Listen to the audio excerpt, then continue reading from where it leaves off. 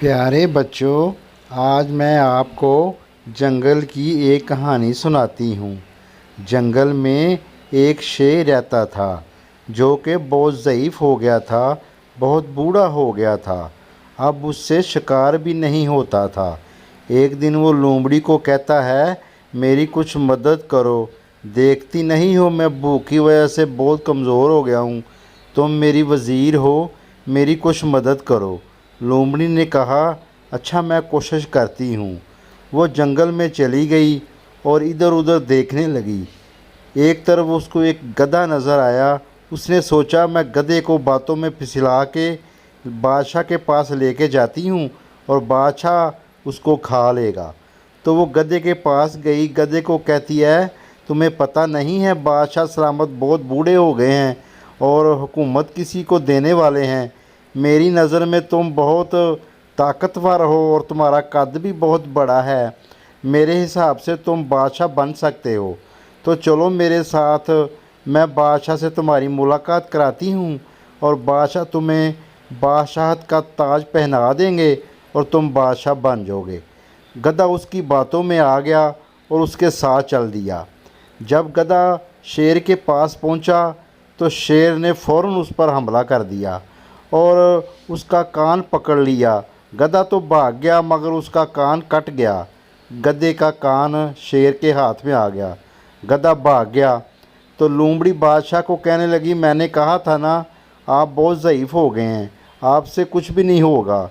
तो शेर कहने लगा, एक दफ़ा इसको फिर ले आओ, मैं अब इसको नहीं छोड़ूंगा। लोमड़ी ने कहा, अच्छा मैं फिर कोशिश करती हूँ। वो फिर गधे के पास चली गई।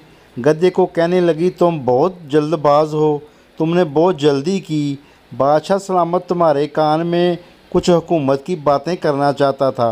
हुकूमत की बातें तो सारे लोगों के सामने नहीं की जाती। वो तुम्हारे कान में बात करना चाहता था और तुम वहाँ से भाग आए और अपना कान भी कटवा लिया। अब मेरी बात गौर से सुनो, बादशाह सलामत के पास जाना और उधर आराम से बैठ जाना। वो जो बातें करेंगे उसको बातों को अपने ज़हन में बिठा लेना। वो तुम्हें हुकूमत चलाने के तरीके बताएंगे और तुमने जल्दी नहीं करना। तो गधा फ़ौरन उसकी फिर बातों में आ गया तो उसके साथ चल दिया। जब गधा बादशाह सलामत के पास बैठ गया, यानी कि शेर के पास बैठ गया, तो शेर ने उसको पकड़ के उसकी गर्दन को काट दिया और उसका गोश्त खाने लग गया। जब सारा उसने गधे का गोश्त खा लिया तो उसके ज़हन में आया कि गधे का जो मगज़ है वो तो मैंने खाया ही नहीं, यानी कि इसका दिमाग तो मैंने खाया ही नहीं। तो उसका दिमाग ढूंढने लगा और लोमड़ी को कहता है, इसका दिमाग किधर है, इसका दिमाग मैंने खाना है।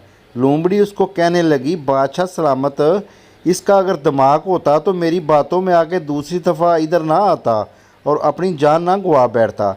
बादशाह सलामत, इसका दिमाग ही नहीं था।